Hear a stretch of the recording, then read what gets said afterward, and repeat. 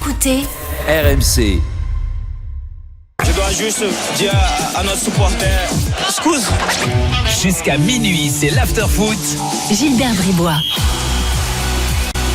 Bonsoir à tous, l'after est là jusqu'à minuit. Nous sommes en direct comme tous les soirs, bien sûr, à la radio, sur RMC, à la télé, sur RMC Sport News, dans l'after, l'émission qui dit tout ce que le monde du football ne pense pas encore, pour un énième jeudi noir de l'after. Ça devient une sorte de tradition, voilà, installée dans l'histoire de l'after. C'est pour lui, c'est un accueil qu'on devait lui faire. Merci. C'est les funérailles. Vous m'invitez pour les funérailles, quoi. Voilà, à chaque fois, c'est un truc.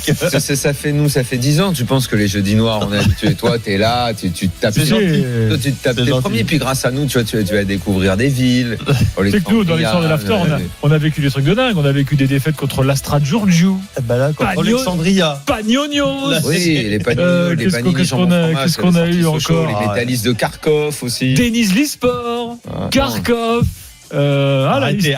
La liste est longue. Tu vois, fut un temps, on était content de tomber contre ces équipes-là. Maintenant, on en a peur. Vous avez entendu Lionel Charbonnier, il est là bien sûr, Daniel Riolo également. Alors, on va parler Europa League, on va évoquer le cas rennais. Rennes éliminé ce soir de l'Europa League suite donc à sa défaite à Cluj tout à l'heure. Vous l'avez suivi sur RMC, bien sûr. Et puis donc ce soir le scénario donc 1-0 pour le Cluj, bien sûr. Et puis donc le scénario là de Alexandria Saint-Etienne, les Verts menaient 2-0 et finalement le match se termine à 2-2. Alors Saint-Etienne n'est pas officiellement éliminé ce soir, mais enfin bon, ça va quand même être très compliqué puisque les deux prochains matchs. Alors, la Gantoise a 8 points, Wolfsburg 5, Saint-Etienne et Alexandria 3. Le problème, c'est que Saint-Etienne reçoit la Gantoise et se déplace au dernier match à Wolfsburg. Donc bon, on voit mal. Mais la Gantoise, c'est plus fort que Saint-Etienne. Et puis surtout, peut-être qu'en gagnant les deux matchs, c'est pas sûr de te qualifier en fait. Mais c'est mort. C'est compliqué. Voilà. Ça va être compliqué. C'est mort. Donc, en fait, c'est pas mort mathématiquement. Il y a un avantage. C'est qu'on n'a plus de jeudi. Ah, attends. Il y a un club d'Europe. Il n'y aura plus de jeudi, vu qu'on n'aura plus d'équipe le jeudi. Non, mais on a encore on a encore au moins 2 à faire. Moi, je souhaite ardemment que Lyon se qualifie en 8e de Ligue des Champions, mais ils peuvent aussi se retrouver en Europa League. Et donc se retrouver à jouer le jeudi. Ah oui. Ah, c'est pas faux. Impossible. On leur souhaite pas. On les veut en Ligue des Champions, bien sûr. Oui, quand même. Oui. Bon. Alors, ils envisagent plutôt en 8e Lyon. Ouais, bon, malgré tout, essayons peu ou prou de trouver 3 points de débat, parce que l'essentiel en Ligue Europa pour les clubs français, c'est. Franchement, je pense que si tu ressors le jeudi d'il y a 2 semaines. Quand on a mis la marque funèbre, là, on peut. Tu peux la remettre. On peut aller boire un verre avec Lionel. Tu reprends l'émission, tu la remets intégrale. C'est la même. Les mêmes choses. La même en couleur. Les mêmes choses seront dites ce soir. Vraiment. Qu'est-ce que tu veux dire? En plus, on fait pas de 3 points. Non, mais parce qu'en plus, tu jouais contre les mêmes équipes. Je peux t'en faire au moins 2 des points. Moi, mon premier point, ça serait la victoire de Saint-Etienne. Ah, mais non! Parce qu'il y a mon deuxième point, le coaching de Puel, qui à la 70e. Oula, c'est la première fois qu'on a les 3 points avec un scénario un peu cinéma à l'intérieur. J'essaie, tu vois. J'essaie de redonner un petit peu de voilà. Il y a un concept de 3 points chez Lionel. Non, mais parce que là, franchement, honnêtement, quand tu gagnes, t'as pratiquement match gagné, t'envoies un message, tu fais sortir tes attaquants, tu dis à tes joueurs, allez, on va défendre maintenant, alors qu'à chaque fois que Saint-Etienne a défendu, on a vu, il a fallu en première mi-temps 2 arrêts de Ruffier pour sauver Saint-Etienne. En deuxième mi-temps, il fait pas les 2 arrêts, mais donc le message, c'est que il a fait défendre ses joueurs, mais il n'y a pas les 2 arrêts, donc tu te fais égaliser. A contrario, l'entraîneur adverse, lui, bien sûr, bien évidemment, de par le cours du match, fait rentrer les attaquants, lui marque ses 2 buts. Je pense, moi, je suis pas trop pour comme ça quand tu veux maintenir un score. Et en plus, Puel l'avait fait en championnat. Il avait fait sortir un attaquant pour faire rentrer un défenseur et il s'était mordu les doigts. Et là, il refait la même chose. Donc voilà, c'était juste c'était une petite anecdote. Celui-là, alors pour être précis sur celui-là, c'est à la 70-71 que Kazri sort pour Gabriel Silva. Ouais. Je pense que c'est à ça que tu fais référence. Ça, c'est le premier changement. Parce que celui d'avant, c'est l'entrée du jeune buteur. Camara. C'est Camara qui rentre à la place milieu de terrain. À la place de Robert Beric. Milieu de là, celui-là, on peut dire le petit Camara, effectivement, sur une balle de contre, il va marquer le but. Ah, moi, je l'aurais pas dit, honnêtement. Il semble à ce moment-là être le but. Non, mais bien sûr. Non, mais c'est juste pour refaire le film. À ce moment-là, on se dit, là, maintenant, c'est bouclé pour Saint-Etienne, qui mène à ce moment-là 2-0. Sauf que derrière, tu fais que exactement. Sauf qu'à ce reculer. moment-là, c'est terminé. Et tu te dis c'est bouclé. Tout le monde se replie. En plus, mais c'est le message que t'envoies avec ce coaching-là. Exactement. Mais sur la seconde période, le pire, c'est que tu peux pas leur dire aux Ukrainiens, vous méritez rien du tout, parce qu'ils ont fait le jeu, ils ont dominé, Saint-Etienne a arrêté de jouer, a justement fait, comme tu dis, uniquement de tentatives de sortie en compte. C'est-à-dire que d'un point de vue du jeu, ils sont incapables, et Stéphanois, de s'imposer face à une équipe qui est quand même d'un faible niveau, mais comme je l'ai toujours dit, contre les Ukrainiens, on a un bilan négatif, il n'y a pas de raison, c'est confirmé encore ce soir.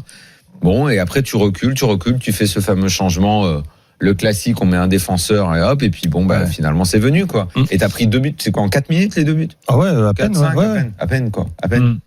Malheureusement. Ruffier sur le deuxième but, il va à la pêche, un peu, ça, Lionel le dira mieux que moi.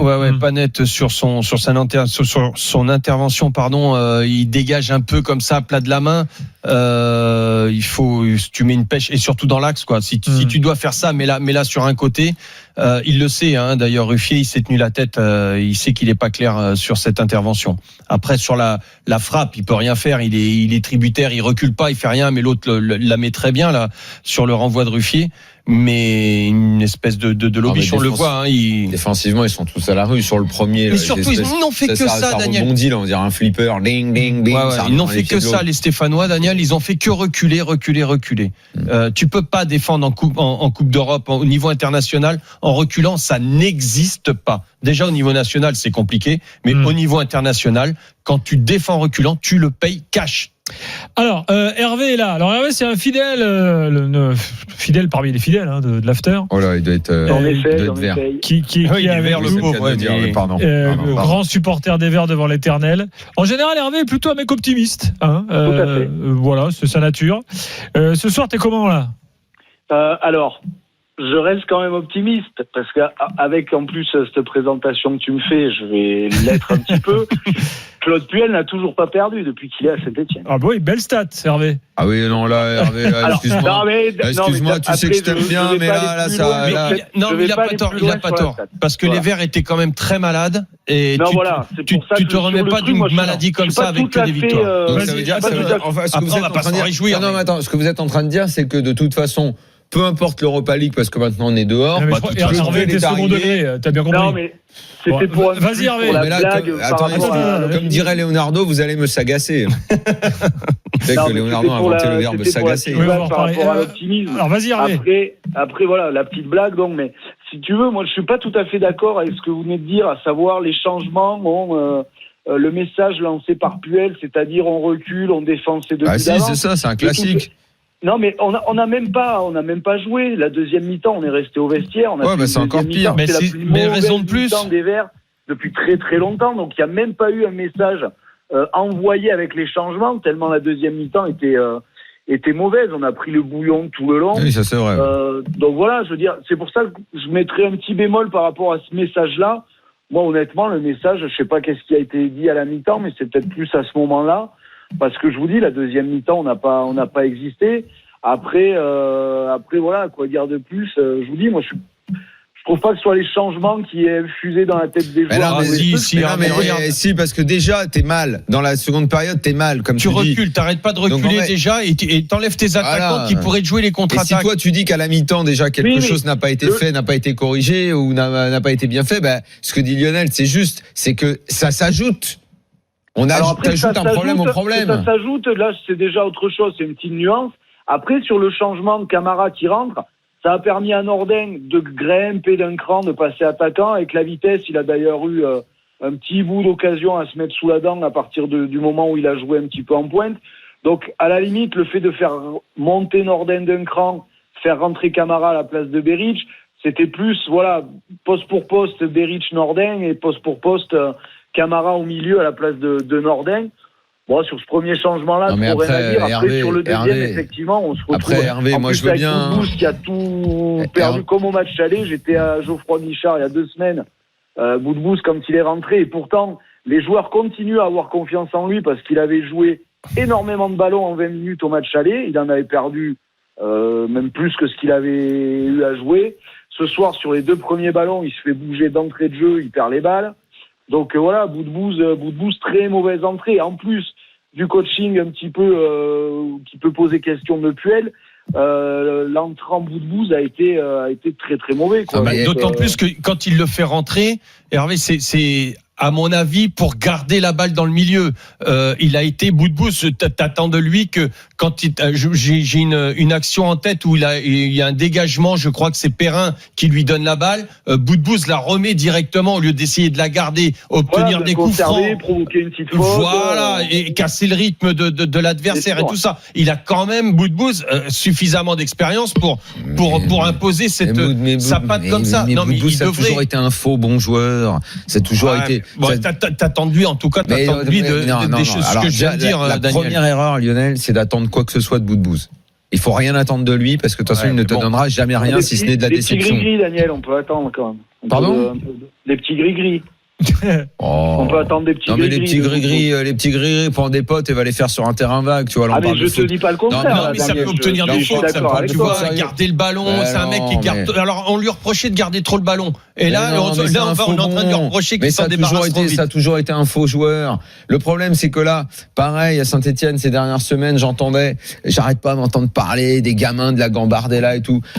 Mais arrêtez avec cette rengaine française qu'il faut faire jouer des mômes de 18 ans et espérer faire quelque chose en Coupe d'Europe avec des gamins. On va tomber dans la discussion. Arrêtez. Daniel, alors, moi je suis pas d'accord avec toi. Avec des gamins. Quand en plus ils sont encadrés, c'est encadré par des faux bons joueurs. Tu gagnes avec des gamins quand t'as une culture néerlandaise ou ce genre-là, peut-être tu as encore, il faudra quand même toujours des cadres autour, des mecs un peu plus expérimentés. Sauf que là, il y en a pas. T'as un Loïc Perrin qui est en perdition complète. Il fait mal au cœur, là. T'as un Ruffier qui a un 4, ça fait 40 ans qu'il est au club et il va te faire une sortie, là, il va à la pêche complète, là, l'impression qu'il allait cueillir je sais pas quoi, là, dans l'arbre. Bon, voilà, après, t'as des faux bons joueurs. Je suis pas entièrement d'accord avec toi, Daniel. Tout simplement parce que. Tu gagnes quoi avec des gamins? Tu vas gagner quoi avec des gamins? Mais qui en plus sont pas fondamentalement bons. Tout simplement parce que Lionel te répondre. Vas-y, Lionel. Tu dis, et à juste titre, et moi aussi, et je te suis à 200%, qu'on est dans un championnat de seconde zone. On y est. Alors, si dans notre formation, qui n'est quand même pas si mal, on n'est pas capable de faire rentrer des gamins qui ont 18, 19 ans dans un championnat de seconde zone, ça veut dire que notre formation, elle n'est pas bonne. De toute façon, ça, j'en suis convaincu. Après, ça veut dire que ni notre championnat, tu vois, on peut pas tout dire. Non, mais c'est pour ça. Je dis tout, moi. Heureusement, heureusement, Daniel, que dans un championnat de seconde zone, tu dois pouvoir faire. Encadre-les. Tu peux pas tout miser sur eux. Tu vas pas tout miser sur eux. Tu mises pas tout sur eux. C'est Puel qui revient, qui essaie de les mettre en évidence. Les Stéphanois depuis 2 semaines, mais j'en peux plus d'entendre les mecs qui ont gagné la Gambardella et la génération Gambardella. Mais les clubs français, Daniel, qui n'ont pas énormément d'argent, sont obligés de jouer la poste. Ils ont 4 fois plus d'argent que cette pauvre Alexandria. C'est une équipe de Clodo à côté. Ils sont obligés de jouer la post-formation. Si en France, dans un championnat de seconde zone, tu ne peux pas faire jouer tes joueurs parce que je suis d'accord avec toi là-dessus. Notre championnat, il est pas ce qu'il était. Tu me parlais de la dernière fois de ce qu'on était nous Lionel, quand on était encadré tout ça. Lionel, tu ne peux pas faire une analyse parfaite dans ton premier propos pour ensuite ne pas aller au bout du truc et arriver à me parler d'argent. Je veux bien. Mais non, puisque tu ne perds que contre des équipes qui ont 10 fois moins d'argent que toi. Bon, tu comprends que tout ce que tu dis est juste. Mais alors, toi, quand tu me dis que c'est un championnat de seconde zone et qu'on met pas des jeunes, qu'on peut pas les mettre dans un championnat de seconde zone, arrêtons le football. Non. Mais non, tu viens de dire faut pas les mettre. Alors là, arrêtons le football en France et puis c'est tout. J'ai pas dit ça. Écoute la nuance. J'ai pas dit tu dois pas les mettre. Oui, de toute façon, évidemment, la plupart. On est voué à ça. Ces clubs-là sont voués à faire de la post-formation. Donc à mettre des jeunes en évidence. Alors recrutons les joueurs d'Alexandria. Qu'est-ce qu'ils vont faire? Ils vont prendre plein de pognon parce qu'ils vont prendre le pognon français. Ils vont arriver, ils vont être tranquilles. Ils vont être aussi mauvais que ceux qui décrit aujourd'hui. Et donc le problème, c'est pas au niveau de l'argent. Le problème, il est au niveau qu'on traite nos joueurs cadres.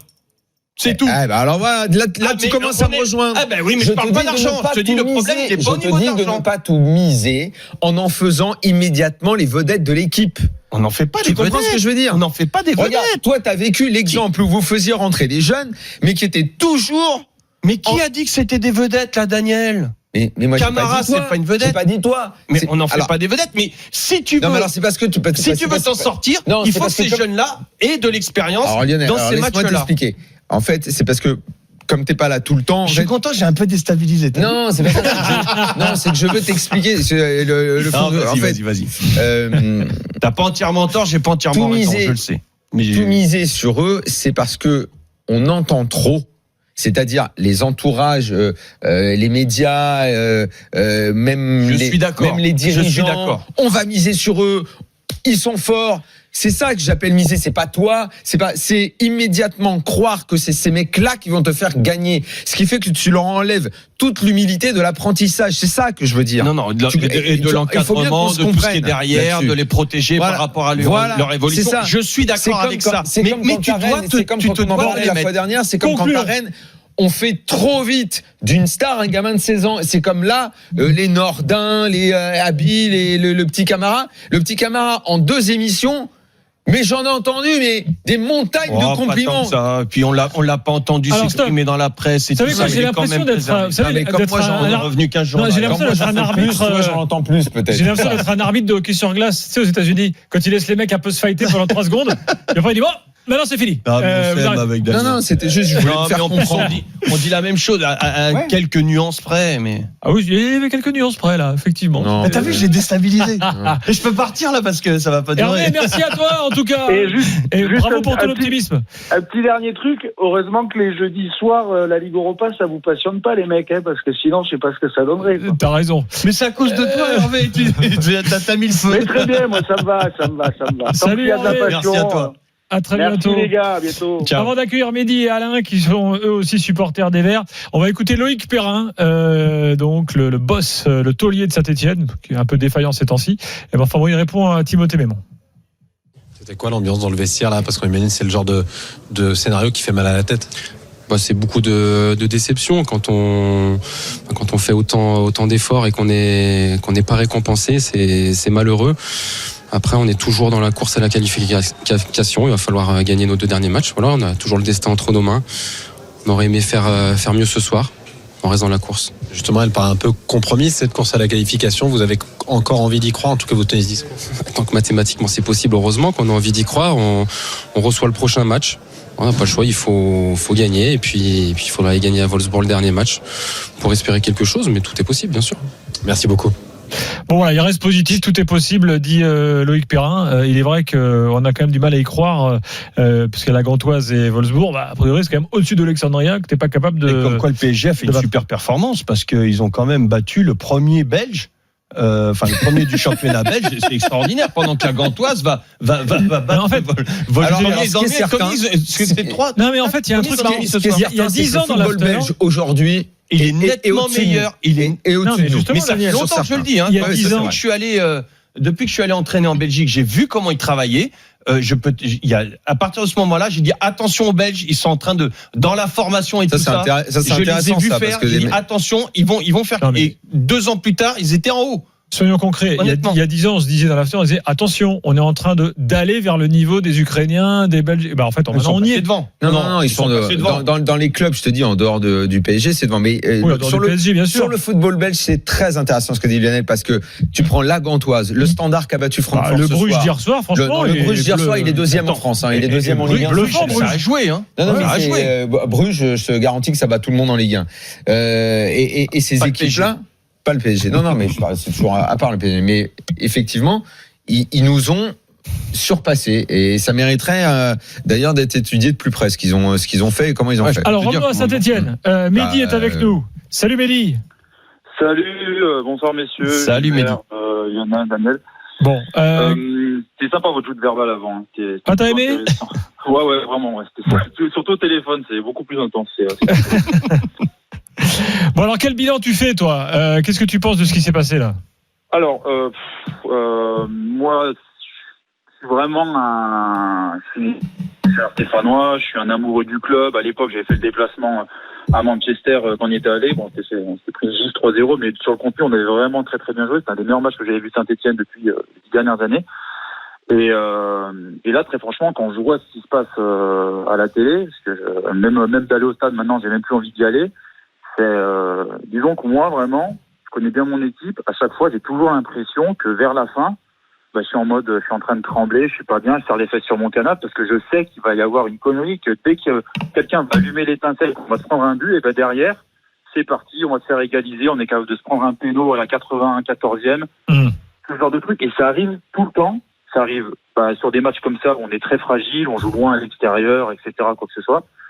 Et après, même en championnat de France, et ça, c'est le résultat de la merde que les deux présidents nous ont fait, pas qu'en début de saison, parce que maintenant c'est depuis quelques années que c'est un sacré foutoir là-dedans, et que voilà. Et moi je trouve que maintenant, ça se témoigne sur le terrain. Et c'est qu'elle est arrivée, et on se réjouit d'avoir un nouveau coach, et on espère que ce sera du bon boulot, mais ouais, c'est désolant de voir ça en fait. C'est vraiment, moi j'ai plus trop les mots, et je connais beaucoup de gens qui ont le même discours que moi, quoi. Donc oui, parce qu'en fait, le Mehdi, le truc c'est que le coach, il arrive en cours d'année, il arrive en octobre, il doit reprendre, il doit essayer de reconstruire quelque chose. On lui met des jeunes, on en revient à ça. Il y a du taf parce que tu avais des cadres installés, certains qu'il faut écarter parce qu'ils tiennent plus la route. Donc tu vas lancer des jeunes, mais tu les lances. Et ça j'aimerais bien, parce qu'on en a parlé 2 secondes ensemble tout à l'heure, et ça c'est intéressant. Encore une fois, cette histoire de à quel moment et comment tu exploites ta jeunesse. Toi, tu l'as connu, parce qu'à Auxerre, vous en lanciez plein.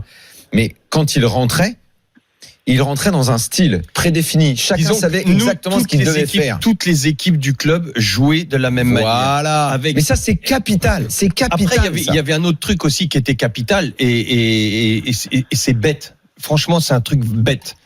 Mais aujourd'hui, quand je vois, par exemple, ce qui se fait à Auxerre aujourd'hui, où tu as les pros, tu les vois pas s'entraîner. Tout est fermé. Ils sont à huis clos 24 heures sur 24.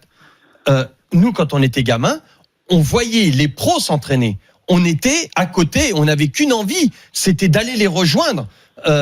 Parce que tu voulais devenir pro pour t'entraîner comme eux, pour faire tout ça. Aujourd'hui, les gamins, tu ne les vois plus. Parce que les pros, c'est vraiment une entité. C'est cloisonné complètement. Complètement.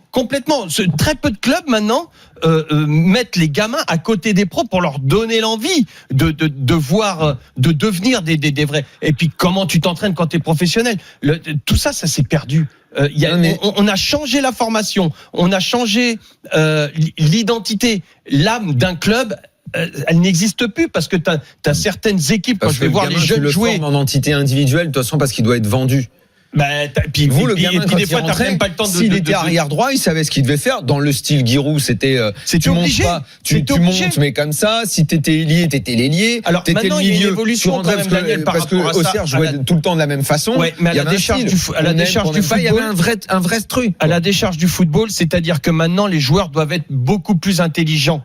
Je parle d'intelligence de jeu. C'est-à-dire que dans la formation, moi je pense qu'ils le sont beaucoup moins. Et dans la formation, ils sont polyvalents, c'est pas pareil.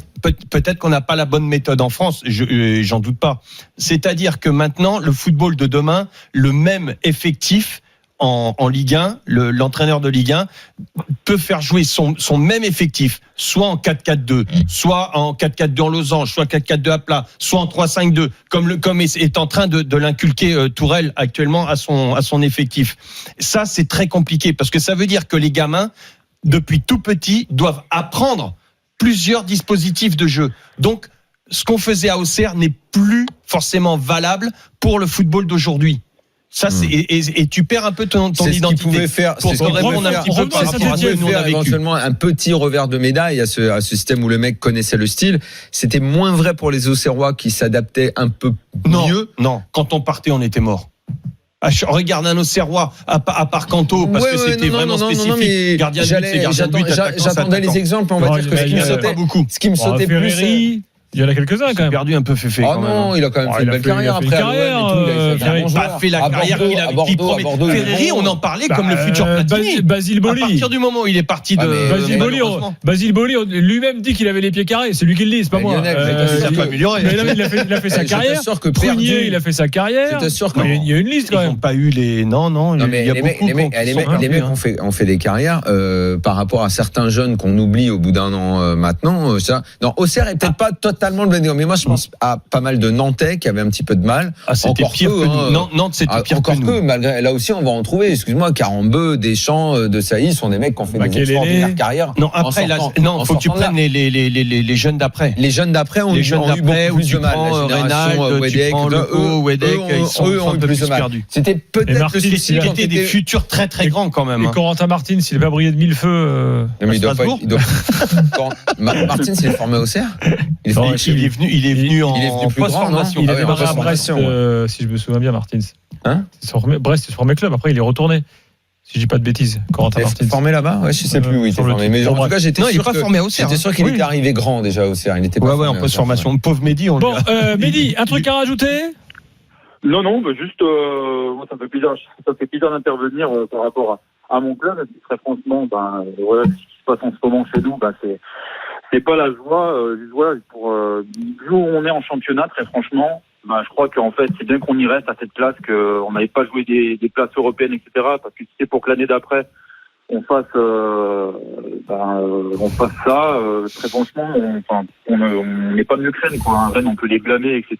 Mais je trouve que on est plus ou moins au même niveau. Je parle pas du niveau de jeu, mais je parle de sûr. Donc très franchement, voilà, je préfère qu'on soit en Ligue 1, qu'on soit bien installé, qu'on soit solide, etc.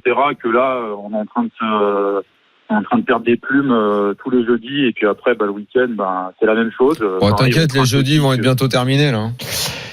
Moi, j'ai une petite question. Mehdi, tu as une question à Mehdi? Vas-y, Mehdi, est-ce que toi, en tant que supporter, tu vas voir un peu toutes les équipes? Tu as la chance de pouvoir aller voir toutes les équipes, peut-être pas toutes, mais des équipes de jeunes, la Gambarde quand ils jouent et tout ça. Et si tu le fais, si oui, est-ce que tu as vu une évolution, et dans quel sens par rapport à la formation stéphanoise? Est-ce que ça a changé? Est-ce que tu es surpris que par rapport à ce que vient de dire Daniel, par exemple? Alors très franchement, non, moi j'habite plus vraiment sur Saint-Etienne, donc moi je vais voir les matchs quand je peux. Mais la Gambardella, ils ont gagné il y a pas si longtemps, je crois. L'année dernière, ouais.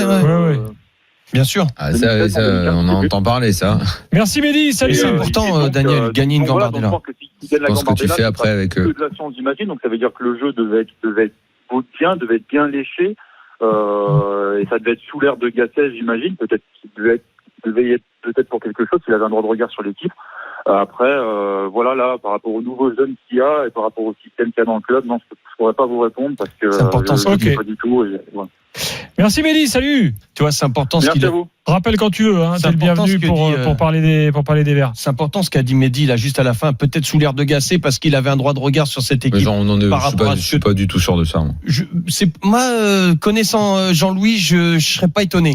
On écoute Claude Puel, les gars. Réaction il y a quelques minutes, donc après le 2-2 de Saint-Etienne face à Alexandria, qui n'élimine pas les Verts une nouvelle fois. Mais enfin, ce sera très dur parce qu'il faut gagner les deux derniers matchs contre la Gantoise à Saint-Etienne et à Wolfsburg ensuite. On écoute. Il y a beaucoup de déceptions, surtout qu'on a tout donné. Ça a été match très très difficile. On a été pilonnés, ne trouvant pas de solution. Ils nous ont systématiquement joué de très longs ballons, deuxième ballon dans notre surface. Donc c'est jamais évident, bien sûr, de défendre dans ces conditions. Et c'est rageant et c'est très frustrant de concéder 2 buts de la sorte, alors qu'on avait fait la différence. Et voilà, bon, ça fait... C'est dommage, mais on est toujours vivant. De ce que vous savez de la Gantoise et de Wolfsburg, vous pensez que Saint-Etienne a les armes pour se qualifier, pour aller chercher ces deux finales, comme me disait il y a quelques instants Timothée Kolodziejczak? On fera le nécessaire pour gagner. De gagner d'abord à domicile, d'abord un premier match, et après jouer une finale là-bas à Wolfsburg. Mais d'abord, il faudra faire le plein chez nous, avec l'aide de supporters, et on va le faire. Merci Claude. Voilà pour Claude Puel. Alors quelques réactions, il y en a beaucoup sur Direct Studio, sur le hashtag RMC Live également. Daniel, laisse-moi les lire. Alexis qui nous dit l'année européenne des clubs français est catastrophique, victoire en trompe-l'œil du PSG. Bon. Lyon qui joue quand il a envie, Rennes flop retentissant. Cette année l'Autriche, la Suisse, la Roumanie sont devant nous, hors PSG, dit-il. C'est bien triste. On le sait tout ça. Année après année, on les voit les résultats. On le voit le week-end. De toute façon, le jeu de la Ligue 1, il saute aux yeux. Tout le monde le voit, mais personne ne semble faire rien. On continue d'entendre dans les instances qu'on défend. On parle de notre formation. On est champion du monde. On est ceci. Mais ok, très bien tout ça. Mais on va le manger pendant combien de temps, le titre de champion du monde? Après 98, justement, c'est là qu'on a commencé à beaucoup souffrir dans nos clubs. Tellement on s'est cru sur le toit du monde. Et ben là, j'ai l'impression qu'on va refaire pire. Nos clubs, ça va pas du tout. Nos clubs ne marchent pas. Notre niveau de jeu le week-end est affreux. Tu vois plus un bon match. Et bon, voilà. Moi, c'est surtout, personne ne dit rien. Daniel, je pense que moi, c'est surtout, sans parler du jeu, c'est dans le contenu. Oui, absolument. Déjà, ça commence par ça. L'intention, ce que tu proposes aux gens qui viennent te voir. C'est le minimum, et le minimum syndical n'est pas fait. Ah oui, chez très peu dans très peu de clubs. Alors ça, absolument. Attention, ça va continuer dans quelques instants, mais avec Rennes. Puisque Rennes est aussi, Rennes est lui clairement éliminé ce soir de l'Europa League après sa défaite 1-0 face à Cluj. Et puis on prendra quand même Alain dans quelques instants, Alain, supporter des Verts, qui conclura notre dossier stéphanois, bien sûr. Tiens, des cadeaux. Alors là, c'est l'équipe de France, championne du monde. On vous propose des places pour aller voir France-Moldavie. Donc c'est le 14 novembre prochain au Stade de France, avec donc grâce à EDF, vous pouvez gagner ces places en envoyant foot par SMS au 732-16. Vous envoyez foot par SMS au 732-16. Voilà, bonne chance à vous pour France-Moldavie. A tout de suite dans l'after pour parler de Rennes et conclure sur Saint-Etienne, bien sûr. Et puis ensuite, il y aura tout le reste de l'actu foot. On a quand même des trucs positifs à vous dire avant minuit. A tout de suite. RMC jusqu'à minuit. L'after foot. Gilbert Bribois. Avec ce soir Lionel Charbonnier et Daniel Riolo. L'after, bien sûr, avec un jeudi noir, une nouvelle fois malheureux, puisque Rennes est éliminé. On va en parler dans quelques instants. Et Saint-Etienne toujours en vie, mais avec une mince chance de qualification. Oui, alors c'est vie, mais. Alors, avant de parler de Rennes. Boiteux, quoi. Avant de parler de Rennes, on va accueillir Mickaël, parce qu'il nous a entendu parler du football belge, Mickaël. Et du coup, il a appelé le 32-16. Salut Mickaël. Oui, salut Gilbert, salut tout le monde, salut Daniel, salut Lionel. Alors toi, tu bosses avec des clubs belges? Oui, voilà, c'est ça. Moi, j'ai bossé 8 ans avec un club français dans le Nord, avec le Racing Club de Lens notamment. Ouais. Et maintenant, ça fait 3 ans que je travaille avec Anderlecht, Beveren et le Standard de Liège. Et tu fais quoi? Ouais. En gros, je suis intermédiaire, donc je tourne un peu autour des terrains, je regarde certains profils et je les présente ensuite au service recrutement. Ils les prennent à l'essai en jeune et aussi au-dessus. Donc tu es détecteur de talent, quoi, en quelque sorte. Oui, plus ou moins, un petit peu. Tu connais Vassland, le club de Daniel? Vassland Beveren, je connais très très bien. On a d'ailleurs un. Il ne réagit pas, lui. Vas-y, enchaîne. Vas-y, Mickaël. Donc, à Westport Beveren, justement, le capitaine est un garçon qui est rejeté du centre de formation de Valenciennes. Maximiliano Coffrier, c'est un jeune qui est aujourd'hui capitaine de Westport Beveren et qui est capitaine de Westport Beveren. Mais comme beaucoup. Et pourquoi il avait été refusé par Valenciennes? Alors, il a été refusé par Valenciennes parce que pas assez puissant, pas assez.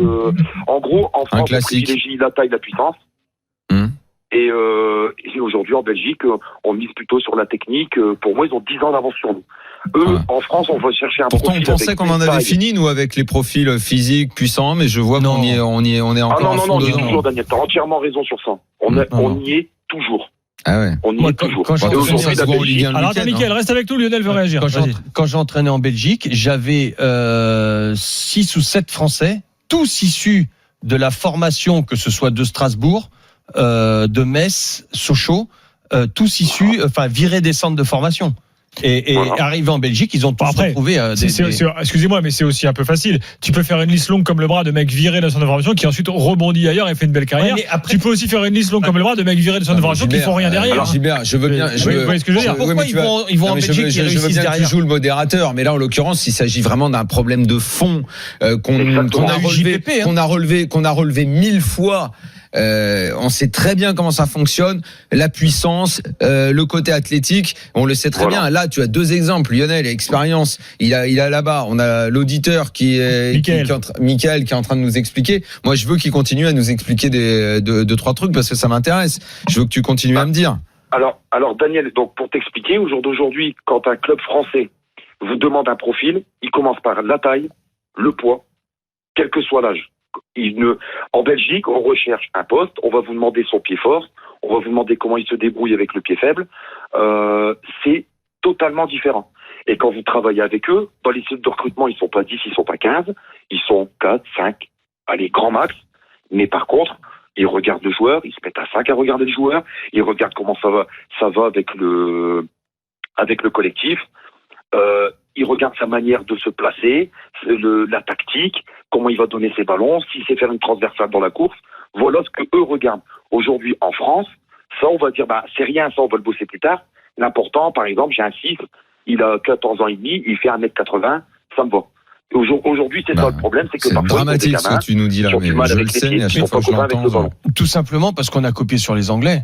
Parce que voilà, c'est exactement ce que les Anglais voulaient faire. Ils ont dit ils ont les meilleurs joueurs, machin, ils partent tous en Angleterre. Et on va dire nous les Français on va faire ça. On a fait comme les Anglais, mais sauf que on a en France recruté les deuxièmes couteaux puisque les premiers couteaux partaient en Angleterre. Sauf que avec l'argent qu'ils ont, ils peuvent acheter les meilleurs joueurs et puis même leur formation elle a évolué. Parce que quand tu vois les jeunes Anglais, que ce soit à Chelsea, franchement même les jeunes Anglais, la formation anglaise elle a beaucoup évolué quand tu vois leur. Oui, maintenant ils s'y mettent. Mais nous on est resté sur les catcheurs. Après, Michael, il y a aussi une grosse évolution par rapport à la Belgique, par rapport à la France. C'est aussi le quota de jeunes quand ils étaient il y a 7-8 ans maintenant, où ils étaient obligés de mettre certains jeunes. Vas-y, explique-le. Ils sont obligés de mettre aujourd'hui 4 joueurs de moins de 21 ans sur la feuille de match. Voilà. Donc, sur la feuille de match, sur la feuille. Alors, moi, ce que j'aimerais, Daniel, je te promets. Ils ont évolué, il y a 7-8 ans, c'était différent encore. Voilà, là aujourd'hui, c'est 4. Ouais. Mais Daniel, je te promets, je t'invite si tu veux, il y a un garçon de 17 ans et demi qui joue aujourd'hui à Anderlecht, qui est un vrai 10 comme tu aimes. Je sais que tu aimes les joueurs très techniques, qui voient le jeu et tout. Il s'appelle Jari Verskeren. Il a 17 ans. Il joue depuis l'année dernière en équipe première à Anderlecht. Ce garçon, c'est un poète du football. Il est pas puissant, il est tout fin, il est tout petit. Mais je vous promets que quand il a le ballon dans les pieds, à chaque fois, il se passe quelque chose. Ce garçon, faudra demander à Sacha Tavolieri, il le connaît forcément. C'est un super joueur. Et je t'invite, Daniel, je te promets. Il y a même un autre garçon, moi je parle souvent avec lui, qui joue au Standard de Liège aujourd'hui, qui n'a pas été conservé à Clermont, qui a été transféré. Il s'appelle Nicolas Gavori, c'est le latéral gauche du Standard de Liège. Il est monstrueux. Monstrueux en Belgique. Petit le Standard qui a battu Francfort ce soir d'ailleurs. Exact. J'étais au stade du Standard. T'étais au stade au Standard. C'était comment? L'ambiance magnifique parce que le Sclessin c'est une ambiance qui est à part. C'est un mélange de Marseille et de Bollaert. Et en plus de ça, le rythme. De toute façon, un match de D1 belge aujourd'hui est beaucoup plus rythmé qu'un match de Ligue 1. Ça va d'un corps à l'autre. Tactiquement, c'est légèrement moins fort. Mais quand vous parlez à des Adrien Trebel qui aujourd'hui joue à Anderlecht, les duels c'est quelque chose. Thomas Didillon qui est gardien d'Anderlecht ou Nicolas Gavori, ils vont vous dire mais ça n'a rien à voir avec la Ligue 2 ou avec la France. C'est le rythme n'a rien à voir. Michael, merci pour ce témoignage. Michael, en tout cas. Il est très bon ton témoignage. Merci beaucoup et finalement ça nous enfonce encore plus, mais c'est tellement vrai. Mais c'est vrai que c'est vrai. Je suis d'accord. On bosse très mal en France et si on continue, on va se retrouver derrière la Roumanie. et avec des droits télé qui vont atteindre le milliard quand même. T'imagines comment on surpaye des tocards hein. Ouais mais c'est clair. Moi, quand j'ai vu venir les milliardaires pour prendre nos jouer en Ligue 1 prendre de rosée surtout il y a 2 ans, j'avais des vertiges. Tiens les gars, merci Mickaël. Merci beaucoup. Salut, à bientôt. Rappelle quand tu veux. Petit quiz marrant. C'est StatFoot là qui publie ça. Le nombre de victoires par pays en poule d'Europa League cette saison. La France a 0. Hein. À votre avis, est-ce que on enlève les gros pays de foot. Vous avez des idées des pays qui ont gagné au moins un match? La Roumanie, ils ont gagné 3. Ah ouais. Allez-y, envoyez-moi Je des sais pays. pas, on est au niveau quoi On est au niveau de. Tu dis qu'ils ont gagné au moins On est 3 au matchs. niveau du Luxembourg. Le Luxembourg, ils ont gagné un match, ils ont fait mieux que nous. Du de l'Ange, ils ont gagné un match. Ouais. Oh merde. Le Luxembourg a fait mieux que Ils ont nous. fait L'Azerbaïdjan a fait mieux que nous. Chypre a fait mieux. La Serbie, la Hongrie, Personne peut faire moins bien. Bah ouais, en la fait. Bulgarie, la Mais qui Suède. a fait aussi mal en fait Personne. Ah ouais. Il n'y a que la France qui a 0. Regardez, vous le voyez là, Ah sur non, le tableau, il est là, il est à l'écran. Sport C'est News. incroyable. C'est Voilà. incroyable. Non mais là, on touche le fond quoi. Là, on parle juste des poules cette année. Oh mon Dieu. 0 victoire, alors qu'en fait, tout le monde a gagné au moins un match, sauf la France. Bon, bref, c'est la honte. Mon Dieu. Mais Bon. tout va bien. Guillaume est avec nous. L'argent rentre dans les caisses. Le milliard va tomber. Salut, Guillaume. l'été prochain. Oui, salut. Salut Guillaume. Guillaume, supporter rennais.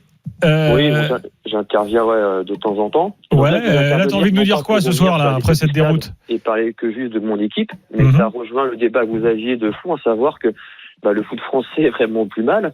Et pour juste revenir sur le stade rennais, l'équipe de Rennes cette année, je juge qu'elle s'est affaiblie par rapport à l'année dernière, au niveau du mercato. Et moi, j'ai envie de poser la question au président du club, l'étant, et qu'est-ce qu'ils foutent au mercato pour pas trouver des mecs qui savent marquer des buts, alors qu'il y a 10, 15 ans, on sortait des Frey, on sortait des Nonda, on sortait des mecs comme ça. Et aujourd'hui, on n'arrive pas à trouver des mecs dans l'Europe pour marquer des buts corrects. Je sais pas ce que vous en pensez.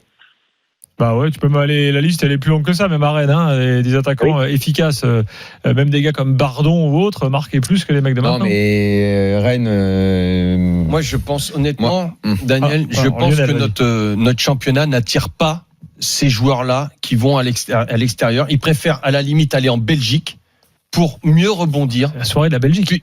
Non, mais parce qu'on en parlait, plutôt que la France. La France, elle attire qui actuellement? C'est surtout le PSG Lyon qui attire, qui paye énormément, parce qu'il faut pas croire. Ils viennent parce qu'il y a du pognon. Excuse-moi, ils ont recruté Rafinha 21 millions. Rennes. Mais oui, c'est la c'est 21 millions. Aussi. Moi, donc, ils ont gardé Niang. Ils ont gardé Niang. C'est pas parce que tu l'achètes 21 millions que le mec il est extraordinaire. Non, mais donc ça veut dire que c'est un problème de compétence. Ça veut dire qu'il faut que tu payes des joueurs. Là où je veux en venir, Daniel. C'est un problème de compétence. Dans notre championnat, et ça je l'ai vécu aussi chez les Rangers, parce que les Rangers, quand on est tous allés là-bas, moi le premier, c'est parce que pour t'attirer en Écosse, il faut que tu mettes de l'argent. Aujourd'hui, pour t'attirer en France, il faut que tu mettes de l'argent. Basta. Et t'en as qui réfléchissent un peu mieux. Ils en ont mis, mais on se demande où ils le mettent. Je vais le faire plus tard. Je vais pas aller me perdre en France. Je vais aller en Belgique, ou je vais aller dans les championnats. Là, ce que tu es en train de nous dire, c'est que tu t'es bien gavé en Écosse quand même. mais je suis parti pour. Bah ouais, parce que c'est pas Auxerre que. C'est pas pour le climat que t'es allé à Glasgow. À Auxerre, on était les smicards du football.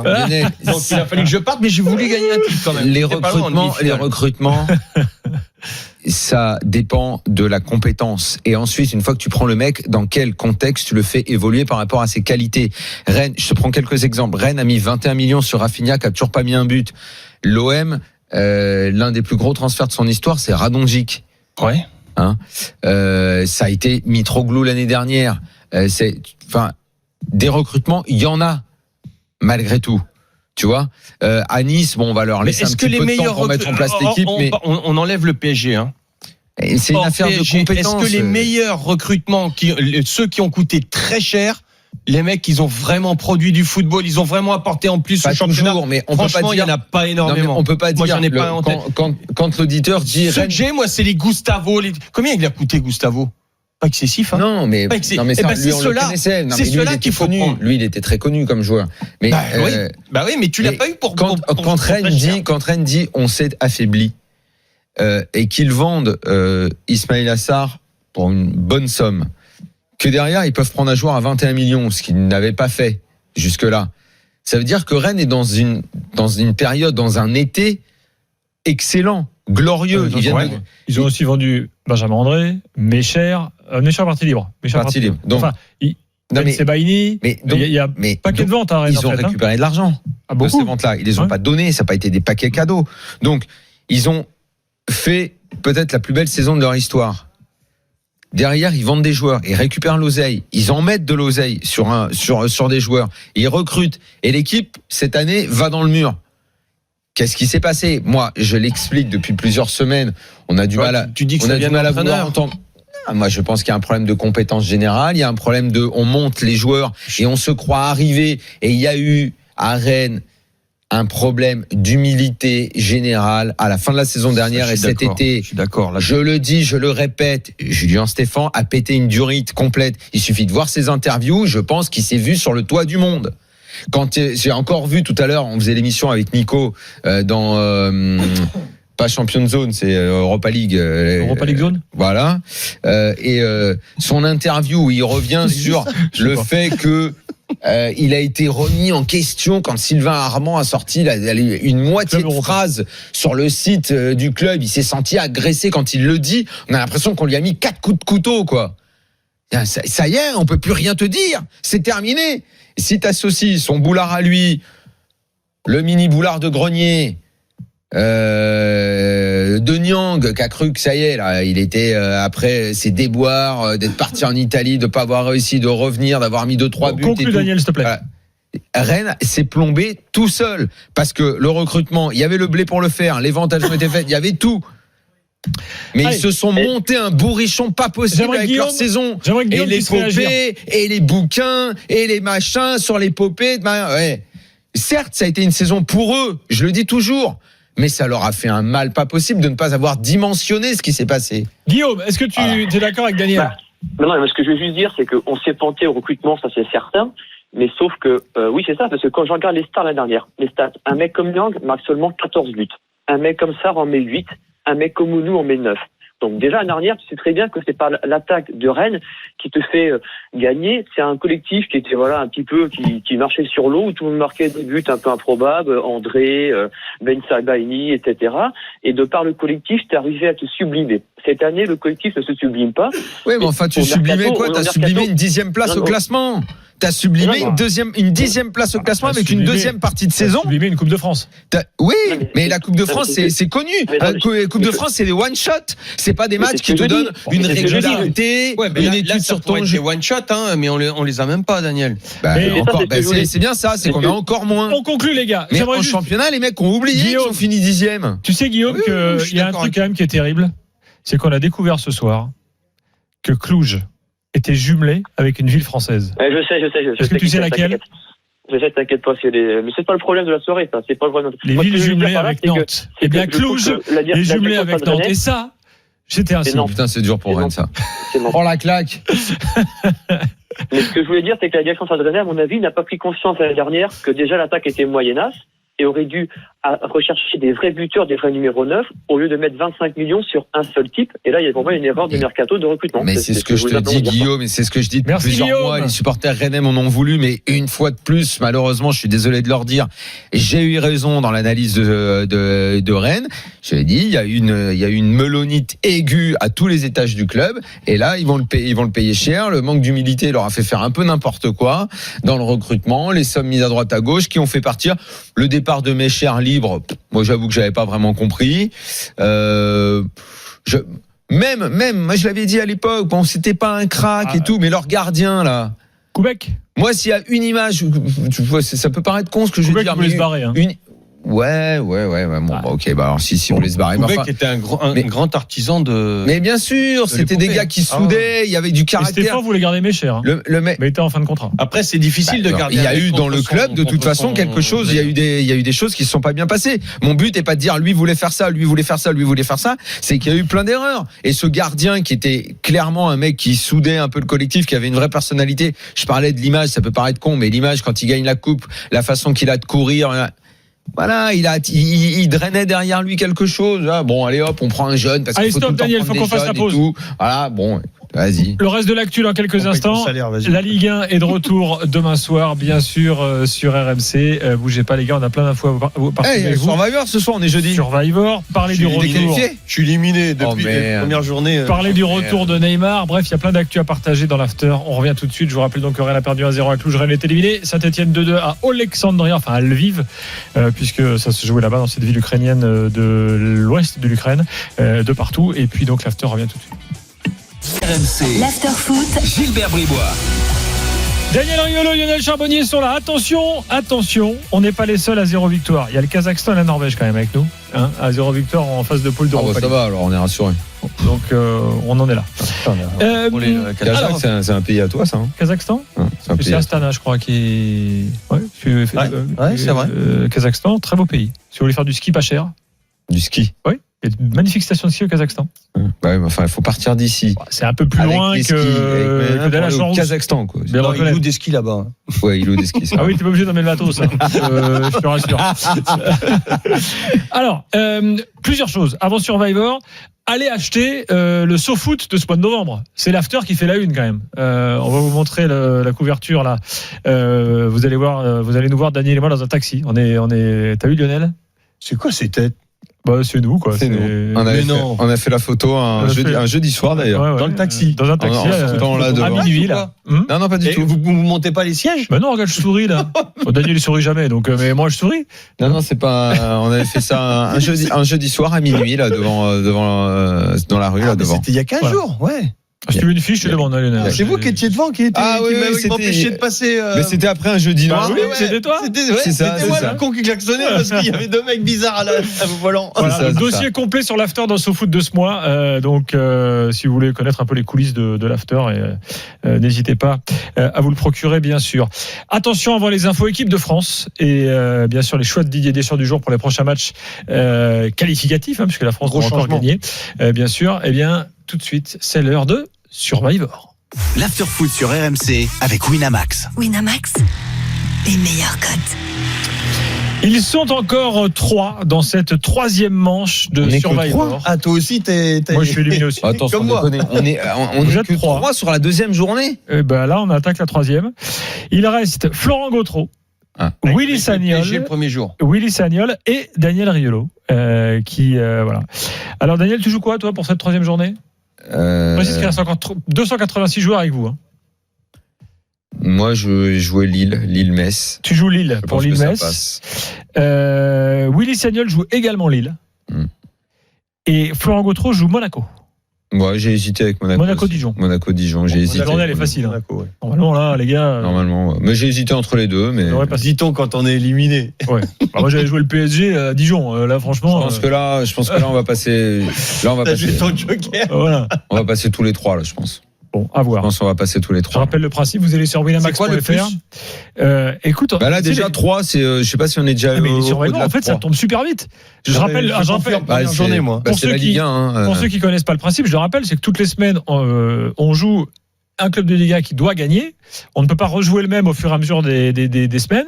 Et puis, avec les surprises multiples en Ligue 1, en fait, c'est très très compliqué. Quoi. C'est compliqué. Donc, bon, voilà. Et vous jouez avec nous, parce que la dernière fois, ceux qui sont restés au bout ont gagné 95 € pour 2 € de mise. Donc, ça vaut quand même le coup. Là, ils sont encore une bascule pas mal. Je regarde déjà la prochaine journée pour voir si elle est compliquée. Allez, Survivor, donc sur winamax.fr. Je sais que je passe. L'after foot sur RMC avec Winamax. Winamax, les meilleurs cotes. Si tu passes pas, je t'envoie un texto. L'équipe de France, les gars, liste de Didier Deschamps. La journée d'après, je sais déjà. Ah, mais non, j'ai déjà pris Amiens. C'est Amiens-Strasbourg. Non, je te l'aurais dédicacé, mais j'ai déjà utilisé mon Amiens. Amiens-Strasbourg, c'est pour nous. PSG. C'est PSG Lille, donc je crois pas que je prendrai le PSG à cette occasion-là. Je trouverai autre chose. Bon, on peut parler de l'équipe de France, ça vous dérange pas? Il y aura pas grand-chose sur la journée d'après. Alors, Deschamps, qu'est-ce qu'il a fait donc pour match contre la Moldavie et l'Albanie, il faut encore gagner pour se qualifier, bien sûr.